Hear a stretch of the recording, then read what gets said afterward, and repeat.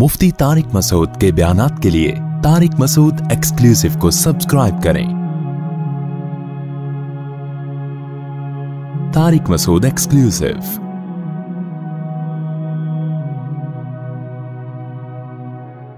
कि जो लोग भी सफ़र करते हैं ना रमज़ान में, वो कहीं भी मुकीम होंगे और सहरी का वक्त वहाँ ख़त्म हो जाए सफ़र शुरू होने से पहले, तो उन पर रोज़ा रखना लाजिम है।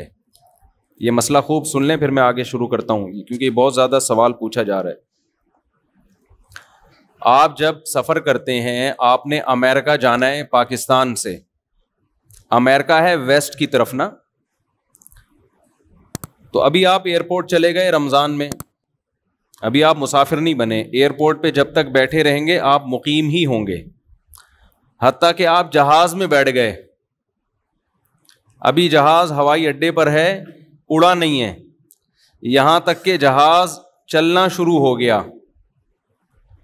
और इसी दौरान सहरी का वक्त ख़त्म हो गया। तो चूंकि इस रोज़ा शुरू इस हालत में हुआ है कि आप अभी मुसाफिर बने नहीं हैं, तो आप पे रोज़ा रखना बोले लाजिम है। तो आपको नियत करनी पड़ेगी, दिल में नियत कि मेरा क्या है, वो रोज़ा है। अब जब जहाज़ हवा में उड़ गया और शहर की आबादी को उसने क्रॉस कर लिया, तो अब आप बन गए मुसाफिर। मुसाफिर बन तो गए, लेकिन आपको अब रोज़ा तोड़ने की इजाज़त नहीं है, क्योंकि मुसाफिर को रोज़ा छोड़ने की तो इजाज़त है, तोड़ने की नहीं है।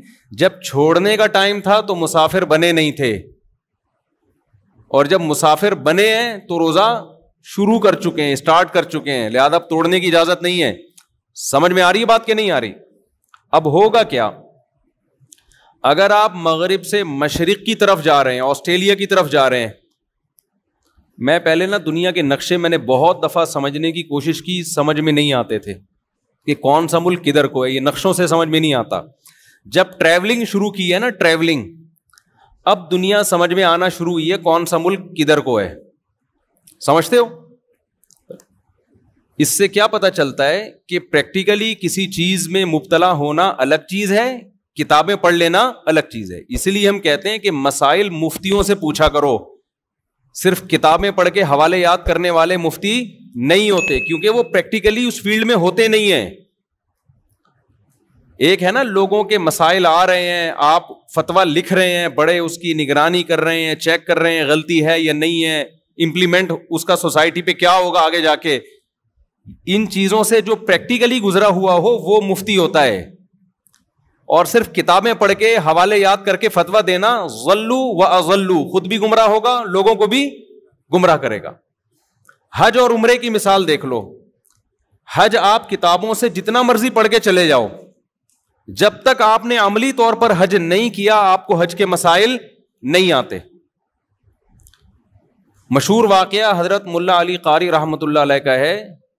हज पे उम्रे पे उन्होंने बेहतरीन किताब लिखी, मुल्ला अली कारी रहमतुल्लाह अलैह, जो मिशकात की शरह जिन्होंने लिखी है, बड़े आलिम थे।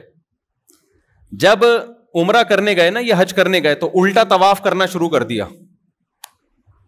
किसी ने पूछा कि तुमने मुल्ला अली कारी की किताब नहीं पढ़ी? हज पे आ रहे थे, कम से कम मुल्ला अली कारी की किताब तो पढ़ के आते। उनको नहीं पता था कि ये मुल्ला अली कारी, यार आप लोग तो पता नहीं क्या हो गया, ऐसे लग रहा है जैसे पता नहीं कोई मैंने कर्जा लिया हुआ है आप लोगों से, कोई हाँ हूं तो करें ना। तो वो उनसे किसी ने पूछा, अभी स्टार्ट, इंजन भी तो स्टार्ट होता है ना, इतने दिनों बाद बयान शुरू कर रहा हूं, एकदम से डायरेक्ट तफसीर नहीं आ जाएगी ना, थोड़ा सा इंजन स्टार्ट होने में। मैं सोच रहा था आज बयान करूंगा कैसे, क्योंकि वो जलजले में इतने लोग, वहाँ इतने मुतासरीन, इतनी ठंड सुर्खी में, फिर वहाँ से मक्का मदीना में वो अलग माहौल है, वो दिमाग का दही हो गया। तो अभी थोड़ा इंजन स्टार्ट होने में क्या लगता है, टाइम लगता है, उस टून में आने में, जो रमज़ान में तरावी के बाद के एक अलग से बयानात होते हैं, वो खैर मैं अभी शुरू करूंगा इंशाल्लाह। तो थोड़ा सा ये सुन लें आप लोग जो मैं आपसे कह रहा हूँ, कुछ इल्मी बातें हैं। क्या कह रहा था? हाँ, तो मुल्ला अली कारी रहमतुल्लाह अलैह से वो बंदे ने कहा कि मुल्ला अली कारी की किताब पढ़ के हज करने आ जाते ना, किसी आलिम की किताब पढ़ के मसाइल तो सीख लेते। उसको नहीं पता था ये बेचारे खुद क्या हैं, ये किताब का मुसन्निफ उल्टा तवाफ कर रहा है। تو پریکٹیکلی کسی چیز میں جب آپ مبتلا ہوتے ہیں اس کا تجربہ ہوتا ہے، وہ بالکل الگ ہوتا ہے. اور کتاب پڑھ لینا بالکل ایک کتاب بھی ضروری ہے، لیکن عملی طور پر میں ابھی عمرہ کرنے گیا، میں الحمدللہ اللہ نے بہت دفعہ عمرے کی توفیق دی ہے، مجھے یاد نہیں کتنے عمرے کیے. اب جب میں گیا ہوں نا تو پھر میں بھول گیا. طواف میں رمل طواف میں کرنا ہوتا ہے یا حج میں بھی کرنا؟ صرف حجی میں ہوتا ہے. حالانکہ جب بھی آپ عمرے کا طواف کرتے ہیں نا، سفر سے آتے ہیں تو پہلے چکر میں 3 چکروں میں رمل کرنا پڑتا ہے. میں بھول گیا، کئی دفعہ عمرے کر چکا ہوں میں. اب میں پریشان کہ یار وہ بھول گیا. پھر اجتباء 3 چکروں میں کرنا ہے یا 7واں چکر میں؟ وہ نہیں جو دائیں کندھا خالی رکھتے. پھر میں نے تحقیق کی دوبارہ. اب کوئی مجھے دیکھ رہا تھا، کہتا ہے یار اس مولوی کو دیکھو، اتنی دفعہ عمرے کر چکا ہے اور اب کیا کر رہا ہے، دوبارہ عمرے کے مسائل سیکھ رہا ہے. تو کئی بار ایک کام کرتے کرتے انسان اس میں ایکسپرٹ ہوتا ہے. یہ جو مفتیان کرام ہوتے ہیں نا، یہ ایسا نہیں ہوتا کہ پہلی دفعہ کوئی طلاق کا مسئلہ لکھ کے دے رہے ہوتے ہیں. ان کے پاس 20 سال 30 سال نکاح کے مسائل، وراثت کے مسائل، خرید و فروخت کے مسائل، طلاق کے مسائل، آپس کے حقوق کے مسائل، ریاستی قوانین، یہ لکھ لکھ کے ان کے بال جب سفید ہو جاتے ہیں نا، پھر ان کو بڑوں کی طرف سے ایک ڈگری ملتی ہے کہ اب آپ کیا ہیں، کہ اب آپ مفتی ہیں، اب آپ فتویٰ دے سکتے ہیں.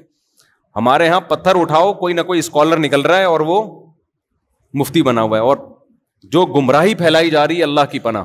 تو ہر فیلڈ میں ایسا ہی ہے. تو خیر، تو میں مسئلہ بتا کے پھر آج کی تفسیر کی طرف چلتا ہوں. اب دیکھو، آپ نے ایئرپورٹ پہ میں نے بتایا کہ سحری کا وقت ختم ہو گیا تو اب آپ پہ روزہ رکھنا لازم ہے. اب آپ جا رہے ہیں اگر مشرق کی طرف، ایسٹ کی طرف جا رہے ہیں، آسٹریلیا، ملیشیا، تھائی لینڈ، ان ملکوں کا سفر کر رہے ہیں. ایسٹ ادھر ہے، ادھر نہیں ہے، ادھر ایسٹ کی طرف، ٹھیک ہے نا. تو ایسا نہ کوئی تھائی لینڈ میں ادھر کی فلائٹ بک کرا لے.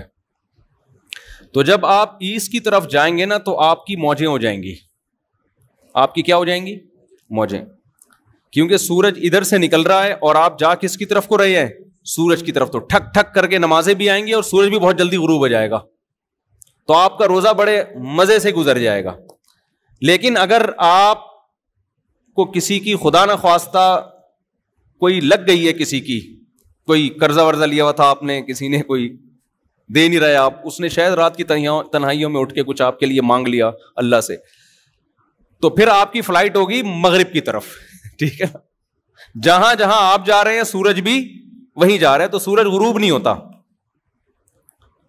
سورج غروب نہیں ہوتا. پھر اس میں آپ کا روزہ لمبا ہوتا چلا جاتا ہے، لمبا ہوتا چلا جاتا ہے. نمازوں کا ٹائم بھی بہت ملتا ہے، روزہ بھی لمبا. بعض دفعہ 20 گھنٹے کے، 22 گھنٹے کے، 23 گھنٹے کے، 24 گھنٹے کا بھی روزہ ہوتا ہے. تو ایسی صورت میں وہ روزہ آپ کو رکھنا، بولو، پڑے گا. سمجھتے ہیں کہ نہیں سمجھتے؟ وہ توڑنے کی اجازت، ہاں توڑ دیا تو کفارہ نہیں ہے، اس میں توڑ دیا تو کفارہ نہیں ہے، گناہ بھی ہوگا، قضا بھی رکھنی پڑے گی. لیکن کفارہ اس لیے نہیں ہے کہ سفر ہے نا، تو کفارے کے لیے تو کوئی بھی ذرا سا شبہ بھی ہو کفارہ ساقط ہو جاتا ہے. تو توڑنا جائز نہیں ہے. ہاں 2 صورتوں میں توڑنا جائز ہے: موت کا خطرہ ہو جائے یا بیمار ہونے کا. بول لو نا کیا ہو گیا، جملہ کمپلیٹ کر لیں. موت کا خطرہ ہو جائے یا بیمار ہونے کا. بیمار ہونے کا مطلب یہ کہ کوئی پین، تکلیف شروع، جیسے خالی پیٹ ہونے کی وجہ سے پیٹ میں پین شروع ہو گیا، درد شروع ہو گیا، یہ بھی ایک بیماری ہے. شوگر لیول اتنا ڈاؤن ہو گیا کہ شوگر کے پیشنٹ کے ساتھ تو بڑے مسائل ہوتے ہیں، چکر آنا شروع ہو گئے، یہ بھی بیماری ہے. خدا نخواستہ بے ہوش ہونے کا خطرہ ہو گیا، تو یہ بھی کیا ہے؟ بیماری ہے. پھر رہ یہ گیا کہ بھوک اور پیاس برداشت نہیں ہو رہی، یہ بیماری نہیں ہے، یہ تو کسی بھی برداشت نہیں ہوتی، تبھی تو ہم کھاتے ہیں کہ بھوک برداشت نہیں ہوتی. تو بھوک اور پیاس جتنی بھی لگے روزے کی حالت میں، اس کو برداشت کرنا آپ پر لازم ہے. اس بھوک اور پیاس کی شدت کی وجہ سے روزہ توڑنے کی اجازت نہیں ہے. ہاں بیمار ہونے کی، پیٹ میں درد ہو رہا ہے، السر کے پیشنٹ کو بہت زیادہ پین شروع ہو جاتا ہے بھوکا رہنے سے، یا شوگر لیول ڈاؤن ہونا شروع ہو گیا، بے ہوشی کا خطرہ ہے، اس طرح کے جو خطرات ہوں گے، بیمار ہونے کا خطرہ جسے کہتے ہیں، بلڈ پریشر اتنا زیادہ لو ہو گیا کہ ڈاکٹر نے کہا 2 انڈے اس نے نہیں کھائے اگر، تو بعض دفعہ بلڈ پریشر لو ہوتا ہے نا، نمک کھانا پڑتا ہے فوراً، یا انڈے منڈے پھوڑنے پڑتے ہیں یا کوئی ORS وغیرہ پینا پڑتا ہے تو BP لو ہوگا نا, یہ بھی ایک بیماری ہے. تو بیماری میں توڑ سکتا ہے, بھوک کی شدت یا پیاس کی شدت کی وجہ سے نہیں توڑ سکتا, کیونکہ روزہ نام ہے بھوک اور پیاس کے برداشت بولو کرنے کا. خوب سمجھ لو, بعض دفعہ ایسا بھی ہوتا ہے کہ آپ سحری میں پانی پینا بھول گئے اور پتہ چلا سحری کا وقت ختم ہو گیا, اوبے یار پانی تو پیا ہی نہیں, اوئے ہوئے ہوئے, ایسا ہوتا ہے. کوئی بات نہیں, اب گیا, ٹھیک ہے نا, یہ کوئی شرعی عذر نہیں ہے. اور کھایا بھی دیسی گھی تھا آپ نے, دیسی گھی سحری میں کھاؤ گے فوراً پیاس لگنا شروع ہو جاتی, تو اب جو بھی ہونا تھا وہ کیا ہو گیا, ہو گیا. اب پیاس بہت لگے گی, سارا دن کیسے گزاروں گا, اف ٹینشن میں, او بھائی اس کی بیس پہ آپ کو روزہ توڑنے کی اجازت بولو نہیں ہے. سحری میں آنکھ ہی نہیں کھلی. ہمارا ترکی میں کیا حال ہوا, آنسو نکلتے نکلتے رہ گئے, کیونکہ ترکی میں ایک تو شہر ہے استنبول, استنبول میں تو بڑے بڑے ہوٹل ہیں, وہاں آپ جاؤ ترکوں کی ڈشیں, گوشت ملتا ہے آپ کو کھانے میں, کچھ کسی حد تک روٹی بھی مل جاتی ہے, اگرچہ یہ والی روٹیاں نہیں لیکن بہرحال روٹی ٹائپ کی چیزیں ہوتی ہیں, گزارا ہو جاتا ہے. لیکن ہم ترکی میں گئے تھے شام کے بارڈر کی طرف, وہاں ان کا جو کھانا تھا وہ کھانا ہوتا تھا 2 برگر فائبر والے نہیں ہوتے جس میں فائبر چوکر, یہ جو ہم بکریوں کو کھلاتے ہیں نا, ابے بغیر چھنا آٹا جس کو کہتے ہیں وہ والا آٹا, اور وہ بھی گول گول پیڑے 2-3, جو بن نہیں ہوتا صبح بیکری سے جو ملتے ہیں بن, ایک تو وہ بن ہوتا ہے نا میدے کا, وہ میدے والا بن نہیں, عام بن, اور زیتون اور آملیٹ, اور اللہ آپ کا بھلا کرے اس ٹائپ کی چیزیں بس سمجھ لیں. ہمیں چاہیے کھانا بھائی, ہمارے پیٹ میں جب روٹی کا بھاری نوالا جب تک نہ گرے ہمیں تسلی نہیں ہوتی. پھر چاول بھی ایسے عجیب سے چاول, وہ یہ چاول ہی نہیں ہے جو خوشبودار چاول ہوتے ہیں, عجیب سے وہ یوں سمجھ, بچوں کو ہپا نہیں کھلاتی مائیں, ہپا کھا لو ہپا, وہ والے چاول. اب ہوا یہ کہ ایک دن آدمی کھائے, 2 دن کھائے, 3 دن کھائے, بھائی پیٹ میں آتے پریشان ہو گئی ہیں, اور پھر رمضان شروع ہونے والا ہے, کیسے گزارا ہوگا. اور میرے ساتھ تھے ہمارے ماشاءاللہ پٹھان سوات کے کوہاٹ کے, اس کو تو چاہیے کوئی بھاری بھرکم نوالا, ہمیں بھی ایسے ہی. اب کیا ہو رہا ہے کہ ہم نے 4 بجے وہی کھایا ان کا نا, وہ عجیب سا بالکل وہ فائبر ہی تھا بس, وہ کولیسٹرول کم کرنے کے علاوہ کوئی کام نہیں کر رہا تھا. وہ 4 بجے کھایا, پھر رات کا کھانا ہم نے کھایا نہیں. ہم نے کہا صبح سحری میں ڈٹ کے کھائیں گے. 4 بجے کا بندہ کھایا ہوا, صبح جب سحری ہمارے پاس آئی ہے, پہلا روزہ ترکی میں تھا, پھر ہم وہاں حرم چلے گیا تھا میں, تو جب سحری ہمارے پاس آئی ہے تو وہی 2-3 ڈیزائن رکھے ہوئے تھے ہمارے سامنے. یہ زیتون ہے, یہ شہد لے لیں آپ, یہ پنیر لے لیں, بھائی کھانا دو ہے اللہ کے بندو, کیا چاہیے, حالت خراب ہو رہی ہے یار. پھر چلنا, سردی اتنی شدید, سردی میں تو ایسی بھوک لگتی ہے, اور پھر سارا دن کا روزہ رکھ کے کام کیسے ہوگا. تو میری تو حالت یہ تھی, وہ دیکھ کے نا میرے آنسو نکلتے نکلتے رہ گئے, میرا دل کیا میں پھوٹ پھوٹ کے کہیں جا کے روؤں میں. تو میرا تو پھر بھی تسلی یہ تھی کہ چلو سفر ابھی حرم شریف جا رہے ہیں, مدینہ منورہ, وہاں جدہ جانا تھا تو وہاں جا کے کھا لیں گے. لیکن ان ساتھیوں پہ بہت ترس آیا, تو وہ میں نے پھر حرم میں 3-4 دن گزارے. وہ وہاں سے مجھے نا افطاری اور سحری کی تصویریں بنا کے بھیجتے رہے, مفتی صاحب افطاری میں یہ ہے, سحری میں یہ. بڑی ہمت ان ساتھیوں کی, ابھی بھی وہیں پر ہیں, اللہ تعالیٰ ان کو جزائے خیر دے. تو اس لیے ہمیں جو یہاں کھانے ملے ہوئے ہیں نا, صحت کا بے شک بیڑا غرق کریں, لیکن مزہ بہرحال مزہ آتا ہے یار.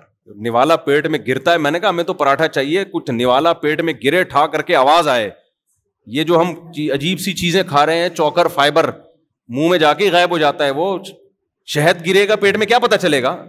شہد بھی اگر ہے تو روٹی سے نا, صحت کی بات نہیں کر رہا. ہو سکتا ہے ڈاکٹر سارے وہاں پہنچ جائیں ترکی کے, یار اتنی اچھی بہترین ہمیں فیڈ مل رہی ہے وہاں پہ, اور بہترین ہمیں خوراک مل رہی ہے, لیکن وہ پیٹ میں نوالا جو ہے نا بڑا مسئلہ ہو رہا تھا, کہاں سے کہاں. تو میں اس پہ کہہ رہا تھا, اب میں وہاں جا کے یہ کہتا کہ یار چونکہ ہمارے مطلب کی سحری نہیں ہے اور رات شام 4 بجے کھانا کھایا ہوا ہے تو ہم روزہ چھوڑ دیں. سفر کی بیس پہ چھوڑنے کی تو اجازت تھی, اس بیس پہ نہیں چھوڑ سکتے کہ ہمیں سحری کیا مل رہی ہے, ہماری مرضی کی نہیں مل رہی.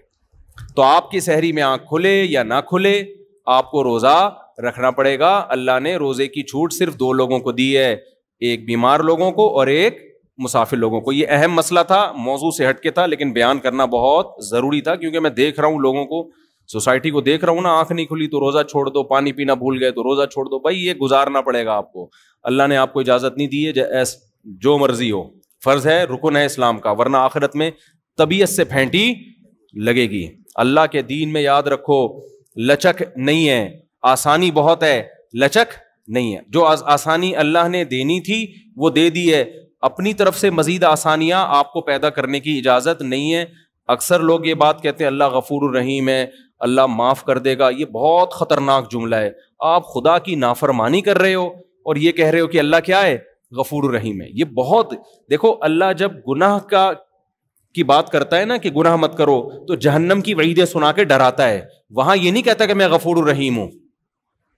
خوب سمجھ لیں, یہ جو آج ہم نے سورہ اعراف پڑھی ہے, اس میں جو پیغمبروں کے واقعات آئے, تو کہیں بھی نہیں ہے کہ پیغمبروں نے قوم کو جا کے سمجھایا ہو کہ دیکھو تم اللہ کی نافرمانی چھوڑ دو, نہیں چھوڑتے تو کوئی بات نہیں, اللہ بہت غفور اور رحیم ہے. یہ کہیں بھی نہیں ہے. کئی واقعات پڑھے, میں انشاءاللہ بھی پڑھتا ہوں اس کو, کہیں بھی نہیں. ہر پیغمبر نے کہا انی اخاف علیکم عذاب یوم عظیم. تم نے گناہ نہیں چھوڑا, ہمیں ڈر ہے کہ بہت بڑا عذاب نہ تمہارے اوپر آ جائے. لوط علیہ السلام کی قوم کا واقعہ بھی آیا آج کہ تم ایسے جرم کرتے ہو, تم لڑکوں سے بدفعلی کرتے ہو, ہمیں ڈر ہے, مجھے ڈر ہے کہ اللہ تم پر آسمان سے کوئی عذاب نازل نہ کر دے. تو قوم نے کیا جواب میں کہا ہے؟ قوم نے جواب میں کیا کہا کہ بھئی لے آؤ اللہ کا عذاب. وہ کہہ رہے ہیں توبہ استغفار کرو, چھوڑو اس جرم کو, عذاب آئے گا. قوم جواب میں کیا کہہ رہی ہے کہ بھئی آپ بہت پاک دامن ہو, آپ علاقہ چھوڑ کے چلے جاؤ. تو جواب میں لوط علیہ السلام نے یہ نہیں کہا کہ نہیں عذاب نہیں آئے گا, اللہ کیا ہے, بہت غفور اور رحیم ہے. ہمارے ساتھ مسئلہ یہ ہے کہ جو چیز جہاں کی ہوتی ہے ہم وہاں نہیں فٹ کر رہے ہوتے اس کو. دیکھو یہ رمضان ہے نا, اس میں پکا عزم کرو. قرآن الحم سے لے کے والناس تک ایک ہی بات کرتا ہے, اپنا عقیدہ درست کر لو اور اپنا عمل درست کر لو اور اللہ کی طرف آ جاؤ. یہ عبادتیں ہمیں کیوں دی گئی ہیں, روزہ ہمیں کیوں دیا گیا, تراویح کیوں دی گئی ہے؟ تاکہ ہمارے دل میں اللہ کی محبت پیدا ہو جائے اور ہم اللہ کی نافرمانی کو چھوڑ دیں. جتنی ڈسکشن پیغمبروں کی قوموں کے ساتھ ہوئی ہے وہ ساری آج کے حالات پہ منطبق ہوتی ہے. وہ سمجھا رہے ہیں گناہ چھوڑو, گناہ چھوڑو, گناہ چھوڑو, ورنہ عذاب آئے گا, عذاب آئے گا, عذاب آئے گا. اور آج آپ دیکھو جب کسی سے بات کرو گناہ چھوڑو عذاب آئے گا, وہ کہے گا بھائی اللہ غفور رحیم ہے, اللہ معاف کرنے والا ہے, تو کون ہوتا ہے؟ فوراً جواب میں کیا کہے گا, تو کون ہوتا ہے بھائی بات کرنے والا؟ اللہ ہے, میں جانوں, اللہ جانے, تو کون ہوتا ہے؟ بہت خطرناک جملہ ہے, بہت ڈینجرس جملہ ہے. ڈرنا چاہیے ایسے موقع پہ. تو اللہ نے جو کہا نا کہ میں غفور الرحیم ہوں, کن لوگوں کے لیے کہا؟ وَمَن يَعْمَلْ سُوءًا أَوْ يَظْلِمْ نَفْسَهُ. قرآن کہتا ہے جو بھی گناہ کر بیٹھے گا یا اور کسی طرح سے اپنی جان پہ ظلم کر بیٹھے گا, ثُمَّ يَسْتَغْفِرِ اللَّهَ. اب اس کو خیال آ گیا کہ میں نے غلط کیا ہے. اب اس کو خیال ہو گیا, کیا ہوا بولے نا, میں نے غلط کیا, مجھ سے مسٹیک ہو گئی ہے بھائی, یہ تو اس کی سزا کیا ہے, جہنم کی آگ. یہ خیال نہیں ہے کہ کوئی بات نہیں اللہ تو غفور رحیم ہے, چلو یار چلتا ہے, ابھی تھوڑا ڈیلے کر دیتے ہیں, ابھی تو جوان ہے, جب بڑھاپے میں تو ویسے ہی سب کچھ چھوٹ جاتا ہے. جب منہ میں دانت ہی نہیں رہیں گے تو سود چھوڑ دیں گے کھانے کے لیے منہ میں دانت. ارے سود کھانے کے لیے بھی تو منہ میں دانت ہونے چاہیے نا, حرام کھانے کے لیے منہ میں دانت ہونے چاہیے. تو جب بوڑھے ہو جائیں گے تو منہ میں دانت رہیں گے ہی نہیں, تو توبہ کر لیں گے ہم. تو یہ نہیں ہے. قرآن کیا کہتا ہے؟ وَمَن يَعْمَلْ سُوءًا أَوْ يَظْلِمْ نَفْسَهُ. جس نے بھی اپنی جان پہ ظلم کیا, ثُمَّ يَسْتَغْفِرِ اللَّهُ. پھر اس کو خیال ہو گیا یار یہ میں غلط ٹریک پہ جا رہا ہوں. زنا کا راستہ صحیح راستہ ہے یا غلط راستہ ہے بتاؤ؟ شراب کا راستہ صحیح راستہ ہے یا غلط راستہ ہے؟ داڑھی کٹانے کا راستہ صحیح ہے یا داڑھی رکھنے کا راستہ صحیح ہے؟ ذرا بول دیں منہ سے کائنڈلی. رکھنے کا, یہ اللہ کے نبی کا حکم ہے بھائی. ماں باپ کی نافرمانی, ان کے سامنے بد کلامی کا راستہ صحیح ہے یا ماں باپ کے سامنے سر جھکانا, ان کے سامنے اف نہ کرنا, یہ راستہ صحیح ہے؟ ان کی فرما برداری والا راستہ صحیح. عورت کا اپنے شوہر کی نافرمانی والا راستہ کہ میرے وہی رائٹ ہیں جو آپ کے، آپ کون ہوتے ہو مجھ پر اونچی آواز سے بات کرنے والے؟ میں کیوں مانوں؟ میری اپنی لائف، آپ کی اپنی لائف. یہ والا راستہ صحیح ہے؟ یا عورت کہے کہ آپ میرے شوہر ہیں، میرے سر کے تاج ہیں، میں آپ کے ماتحت ہوں، میں آپ کی فرما برداری میں عزت اور فخر محسوس کرتی ہوں، یہ والا صحیح ہے؟ بتاؤ نا. خواتین جو بیان سن رہی ہیں کائنڈلی وہ بھی بولیں منہ سے.